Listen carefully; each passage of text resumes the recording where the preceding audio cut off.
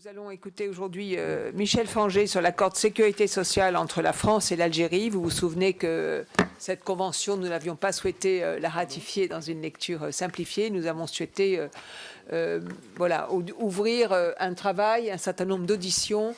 Et je remercie beaucoup Michel Fangé et les administrateurs du travail qui a été accompli. Cher Michel, tu as la parole. Bon, je vous rappelle qu'en juillet dernier, nous avions examiné le projet de loi autorisant l'approbation du protocole avec l'Algérie relatif aux soins de santé dispensés en France, aux ressortissants algériens bien évidemment. Alors, de quoi s'agissait-il? Je ne reviens pas sur le rapport lui-même qui a été présenté, il vous a été d'ailleurs communiqué. L'objet est d'inscrire à l'avenir l'accueil des patients algériens dans les établissements hospitaliers français pour des soins programmés dans un cadre administratif unifié. Il est conçu pour couvrir potentiellement la plus grande partie de la population algérienne. Donc limiter le nombre d'Algériens venant se faire soigner en dehors d'un cadre organisé et assorti d'un système rigoureux et centralisé d'établissement et de paiement pour la sécurité sociale algérienne des frais médicaux afférents. De la sorte, les litiges constatés jusqu'à présent sur le montant des frais facturés ainsi que les difficultés de recouvrement devraient être fortement réduits. En outre, la négociation et la conclusion du protocole ont été subordonnées au règlement d'une grande part des créances litigieuses héritées dépassées. Donc ce texte devrait permettre de resserrer nos liens avec le peuple algérien en répondant mieux à ses besoins dans ce domaine essentiel qu'est la santé. En outre, pour nos établissements hospitaliers, il offre la perspective, en sécurisant les circuits financiers, d'une plus grande ouverture à cette patientèle étrangère. À cet égard, il s'inscrit dans une politique volontariste d'ouverture aux patients étrangers que justifie l'excellence de notre système de santé, en particulier les équipes hospitalières de notre pays. Mais compte tenu, en juillet dernier, qu'un certain nombre de questions a été posées, nous avions décidé quelques auditions complémentaires ouvertes à tous les membres du bureau et coordinateurs de groupe. Ces auditions ont eu lieu en septembre et je remercie Mireille Clapeau, Jacques Maire et Bérangère Poletti d'y avoir participé. Comme j'ai eu déjà l'occasion de présenter en détail l'accord de juillet, je vais plutôt vous rendre compte des auditions et des conclusions que j'en ai tirées. Nous avons auditionné Jean de Kervas-Doué, qui a été auteur pour le gouvernement d'un rapport sur l'accueil des patients étrangers, Martin Hirsch, qui dirige l'assistance publique des hôpitaux de Paris, car la PHP concentre les 3/4 des problèmes d'impayés de patients étrangers, et le directeur de la Caisse primaire d'assurance maladie du Morbihan, M. Mohamed Azgag, à laquelle est rattaché le service de sécurité sociale qui gère les flux financiers avec l'étranger. Ces auditions, je le dis, m'ont convaincu de la nécessité de ratifier rapidement l'accord que nous examinons. Elles montrent en effet plusieurs choses. En premier lieu, les éléments que nous avons recueillis confirment ce que nous avions déjà dit. Ce problème ne concerne pas que les patients d'Algérie. C'est avec ce pays que le montant, certes, global des dettes est le plus important, mais il ne représente que le quart de toutes les dettes liées à des étrangers non résidents à l'HPHP. Néanmoins, 16 autres pays, dont les États-Unis en troisième position, l'Italie, le Royaume-Uni ou encore l'Espagne ou le Portugal, ainsi que l'Allemagne, font partie des pays endettés. Il est donc question, au travers de cette convention, de mettre en place, par l'exemple algérien, d'une réelle réflexion en termes de recouvrement de la dette et de la gestion des malades étrangers sur le territoire français. C'est dans cette perspective que s'oriente ce rapport. Ensuite, nous avons pu constater que ce problème des impayés étrangers est désormais une priorité, notamment à la PHP. Martin Hirsch mène d'ailleurs une action énergique pour qu'un certain nombre de caisses ou d'ambassades étrangères règlent leurs dettes et il obtient des résultats. S'agissant d'Algérie, il y a eu le règlement par la CAS, la Caisse de sécurité sociale algérienne, de 10 millions d'euros d'arriérés en 2016, mais d'autres pays étaient aussi en cause et ont payé, par exemple l'Arabie saoudite. Plus généralement, la PHP a adopté de nouvelles orientations en vue de limiter les impayés. Une politique de paiement systématique d'une avance sur devis pour soins programmés pour des patients étrangers a été mise en place. Seule une dizaine d'organismes étrangers restant dispensés de cette avance contre 600 auparavant. En conséquence, 86% des flux programmés sont désormais payés à l'avance et le taux global de recouvrement des créances est donc en nette amélioration. Pour ces soins programmés, des forfaits par pathologie ont été établis et des services ont été plus spécialement fléchés pour accueillir ces patients en cause. Après cela, nous savons bien que des patients étrangers, algériens ou non d'ailleurs, entrent dans nos hôpitaux en dehors des soins programmés, pour lesquels ils auraient accepté de payer d'avance ou bénéficieraient d'une prise en charge par une caisse étrangère. J'insiste sur le fait que ceux qui souhaitent aller vers une interdiction de prise en charge se heurteront à un problème d'éthique médicale de la part de mes confrères et du milieu hospitalier. En France, nous ne commercialisons pas l'accès aux soins. Cependant, les législateurs que nous sommes peuvent se poser la question légitime de l'orientation de nos centres de santé vers un tourisme médical, peser les atouts de cette nouvelle direction, mais ces sujets se feront alors dans une autre commission. Aujourd'hui, notre tâche est de régler la question de la dette accumulée. Si ces personnes arrivent à l'hôpital suite à un accident de santé, véritablement inopiné, ces frais pourront éventuellement être couverts par l'assurance médicale qui accompagne obligatoirement les visas. Mais les assureurs veillent à ne pas prendre en charge les cas où les gens, si l'on peut dire, se découvrent malades en France, mais le savaient bien sûr auparavant. Dans ce cas de figure, les soins soit seront couverts par l'aide médicale d'État, l'AME, si les gens ont expiré leur visa de tourisme de 3 mois, ou pour les mineurs, soit resteront tout simplement à la charge des hôpitaux. Cette situation est-elle satisfaisante ? Non, bien sûr, et il faut combattre les dérives, les filières qui peut-être existent. Mais nous devons savoir qu'il y aura toujours, pour d'évidentes raisons humanitaires, parce que c'est l'esprit de notre service public hospitalier, des cas de personnes soignées pour des pathologies très graves ou très coûteuses sans que leurs frais ne soient finalement réglés par elles ou par une caisse étrangère. La PHP nous a transmis l'an dernier l'état de ses créances sur les patients étrangers arrêtés à la fin d'août 2017, qu'il est intéressant de comparer à la situation précédemment arrêtée fin 2014. On y voit les résultats de l'action menée pour se faire payer par les débiteurs institutionnels de novembre 2014 à août 2017, le montant cumulé des créances de la PHP sur les ambassades, les caisses et assurances étrangères étant passé ainsi de 40 millions à 23 millions d'euros, donc une baisse de 43%. Mais on voit aussi que des créances sur les particuliers étrangers, qui sont en dehors des circuits institutionnels, continuent de croître. Leur montant cumulé est passé à 78 millions d'euros, à 92 millions d'euros, donc une évolution significative de 18%. Nous avons donc, et c'est l'objet d'ailleurs de ce travail, à inscrire le plus grand nombre de patients étrangers possible dans les circuits institutionnels, même si nous n'arriverons jamais à le faire pour tous. Et c'est le sens de l'accord que nous examinons pour l'Algérie. Il vise à inscrire le plus grand nombre possible de patients algériens potentiels dans le cadre d'une prise en charge institutionnelle avec de solides garanties financières. C'est pourquoi le champ des personnes qui pourront bénéficier du dispositif est large. Il couvre non seulement les assurés sociaux algériens, mais aussi leurs ayants droit et les personnes démunies non assurées. C'est une extension par rapport aux accords antérieurs et elle est significative car le secteur informel échappant à l'affiliation à la sécurité sociale est développé en Algérie. Second point fort de l'accord, il s'inspire des litiges anciens entre la Caisse de sécurité sociale algérienne et les hôpitaux français pour essayer de régler d'avance tous les points difficiles.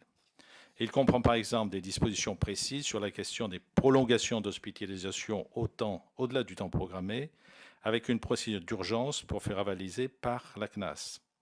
Il traite même des molécules et des dispositifs médicaux très onéreux qui ne peuvent être pris en compte dans le cadre du prix de journée. L'accord a enfin le mérite d'établir des circuits financiers très clairs qui non seulement garantiront le paiement des frais à nos hôpitaux, mais aussi le paiement en dernier ressort par la Caisse de sécurité sociale algérienne. L'interface financière entre les hôpitaux et la CNAS sera gérée par notre sécurité sociale et plus précisément par le Centre national des soins à l'étranger, car cet organisme gère déjà les flux financiers dus à la coordination européenne de sécurité sociale et sait donc parfaitement opérer de manière rigoureuse ce type de gestion. De plus, afin d'éviter ou de limiter les décalages de trésorerie, la sécurité sociale algérienne devra verser pour chaque exercice des avances égales à 35% du montant des créances soldées au titre de l'exercice précédent. Une prise en charge des frais de gestion administrative est également prévue. Pour conclure, il est évident que cet accord n'empêchera pas tous les litiges financiers avec l'Algérie, a fortiori avec les pays étrangers concernant la prise en charge de leurs nationaux dans notre système hospitalier. Mais il va dans le bon sens, et je pense d'ailleurs qu'il pourrait servir de modèle pour des arrangements de même nature avec d'autres pays. Je rappelle en outre qu'au-delà des situations humaines qui font que nous accueillons nécessairement des patients étrangers, il y a aussi des intérêts économiques à développer raisonnablement cet accueil. C'est pourquoi je vous invite à nouveau à adopter le projet de loi qui porte approbation avec l'Algérie. Monsieur le député, je vous remercie beaucoup pour la qualité du travail qui a été fait et je remercie beaucoup Monsieur les Arthur. parlementaires de notre commission qui y ont contribué. Et à nouveau, les administrateurs, c'est tout sûr. à fait intéressant sur le fond. Et donc, vous nous dites par ailleurs que ce projet de loi va dans le bon sens. Est-ce qu'il y a des demandes d'intervention? Laetitia Saint-Paul. Merci Madame la Présidente. Monsieur le rapporteur, donc, je vous remercie également pour ce travail qui a été conduit à l'été, puisque nous étions particulièrement, nous aussi, membres de La République En Marche, dubitatifs. Et effectivement, vous nous avez éclairé et nous avons décidé donc, de voter pour ce texte. Et je m'interrogeais, puisque vous avez soulevé que les États-Unis et l'Arabie Saoudite avaient une dette substantielle. Est-ce qu'un projet de ratification analogue est prévu en cours? Merci. Christian Hutin. Oui, merci Madame la Présidente. Je me rappelle de notre débat. Il est un peu dommage d'ailleurs que ceux qui avaient souhaité ce débat, pour la plupart, pour l'ensemble d'entre eux d'ailleurs, ne sont pas présents là, et c'est un peu dommage. Par contre, c'est un vrai éclairage par rapport à ce qu'on a vu la dernière fois. Là, on se rend compte qu'on parle de sommes qui sont quand même assez minimes par rapport au budget de la sécurité sociale. Les hôpitaux, 90 milliards. Le budget des hôpitaux. Hein. Oui, mais pas l'Algérie. Pas l'Algérie, non, je parle de la France. Là. Non, j'ai bien mais compris. c'est pour relativiser. Non, mais on est de l'ordre de 40 millions, 30 millions. 35 millions, 500 000 de dettes là. Enfin, on est dans le voilà. Tout le reste, c'est du fantasme, quoi. Alors, un fantasme qui peut être un peu plus à droite avec l'AME, un fantasme qui peut être un peu plus à gauche avec on ouvre tout. Moi, je me rappelle du discours de Nicolas Sarkozy aux États-Unis qu'il avait fait dans une université où je sais pas quelle mouche l'avait piqué, mais il était parti sur la sécurité sociale. Il avait dit aux étudiants américains, c'était l'époque de l'Obamacare. Il avait dit en France, si vous venez en France, que vous soyez noir, bleu, rouge, schtroumpf, ce que vous voulez, vous tombez par terre, vous n'êtes pas bien, on vous ramasse, on vous soigne et on ne s'occupe pas de qui paye. C'est la richesse de notre pays, ça. Et après, on peut regarder comment ça se passe. Et le fait que M. le rapporteur propose une étude, une mission, mais peut-être même, Madame la Présidente, l'IGAS pourrait peut-être faire même peut-être une mission sur le sujet. Il y a ces gens à l'IGAS qui sont des inspecteurs qui sont un peu en itinérance, comme les ambassadeurs, pour... Excusez-moi, mais je pense qu'on connaît assez le métier pour savoir qu'il y en a. Je rappelle que nous sommes plus à huis clos. Vous pensez que je peux être attaqué pour ça? Pas du tout, monsieur le député. C'est une information que j'ai oublié, que j'ai omis de vous donner en début de séance. Mais vous me couvrez, Madame la Présidente. Toujours, monsieur le député. Je vous remercie. Non, mais c'est vrai, l'IGAS pourrait faire une mission simple là-dessus, et je pense que le rapport qui nous est présenté aujourd'hui est clair, transparent, précise les choses d'une manière extrêmement républicaine et humaniste, et je tiens à dire que c'est une très belle chose. Sur la commercialisation, et c'est mon dernier mot, moi j'avais été choqué lors d'un avant-dernier PLFSS, où on avait voté des conditions particulières d'accueil dans les hôpitaux de Paris, pour une clientèle spécifique dont on parlait avec monsieur le ministre des Affaires étrangères la dernière fois, et moi ça m'avait beaucoup choqué. C'est-à-dire qu'il existe une commercialisation de notre santé en France. Et moi, le républicain, celui qui considère que la santé doit être la même pour tous, alors c'est vrai que ça rapporte de l'argent aux hôpitaux de Paris, mais est-ce que c'est vraiment très moral d'installer un certain nombre de chambres, d'éléments particuliers pour que la famille soit reçue, le petit hôtel à côté, alors qu'en même temps, nous... Pardon, j'ai dit en même temps, j'ai peut-être pas le droit. Mais alors qu'on construit... Mais il faut le déposer. Non, il faut impérativement que vous le déposiez. Mais...